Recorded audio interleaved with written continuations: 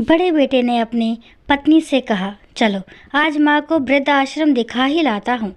यह सुनकर 74 वर्षीय कुसुम देवी चौंक पड़ी और बेटे का चेहरा देखने लगी। बेटे के चेहरे पर गंभीरता थी। उसने कहा, माँ, एक नया वृद्ध आश्रम खुला है, जल्दी से तैयार हो जाओ। आज आपको वहाँ की सारी सुख सुविधाएं दिखा लाता हूँ। अगर कोई कमी हो तो आप बताइएगा, फिर तो आपको कल ही वहाँ भेजना है। जब छोटे बेटे ने भी बड़े की हाँ में हाँ मिलाई तो कुसुम देवी को और भी घोर आश्चर्य हुआ। वह विश्वास नहीं कर पा रही थी कि उसे सच में वृद्धाश्रम भेजा जा रहा है। मुझे वृद्धाश्रम भेजा जा रहा है। कुसुम देवी ने अपने कानों पर विश्वास नहीं किया। क्या हुआ जो कभी कभी मैं गुस्से में कह देती हूँ कि अब मुझे ये जगह नहीं अच्छी लगती, वृद्धाश्रम भेज दो। क्या इसका मतलब ये है कि ये लोग सचमुच मुझे वहाँ भेज देंगे? उनकी आंखों में एक पल के लिए उदासी छा गई, लेकिन वह तुरंत याद करने लगी कि ये वही बेटा था जो कभी कहा करता था, माँ, बस एक बार मुझे कमाई शुरू करने दो, फिर देखना आपको कभी भी काम करने की ज़रूरत नहीं पड़ेगी। मैं दुनिया भर के सारे आराम दूंगा आपको। उस समय छोटे बेटे ने भी तुतलाते हुए कहा था, और मैं भी। ये बातें सुनकर कुसुम देवी निहाल हो जाती और फिर पूरे घर की देखभाल में जुट जाती।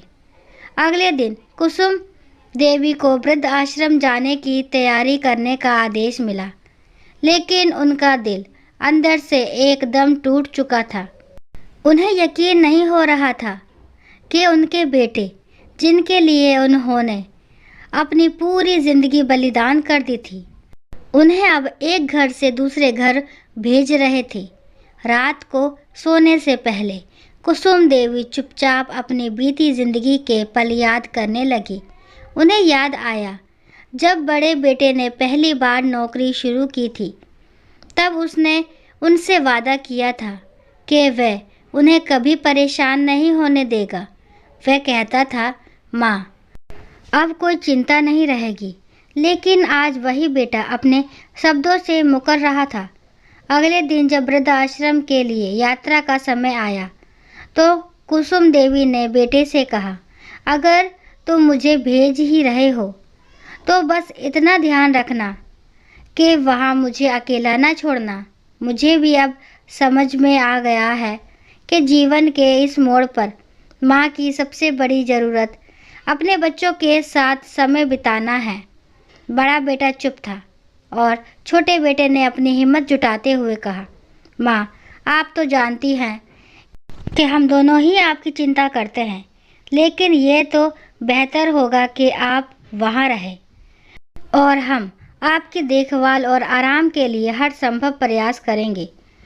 कुसुम देवी को अब ये एहसास हुआ कि कभी कभी बच्चों के फैसले और उनके विचार समय के साथ बदल सकते हैं, लेकिन एक माँ का प्यार कभी नहीं बदलता।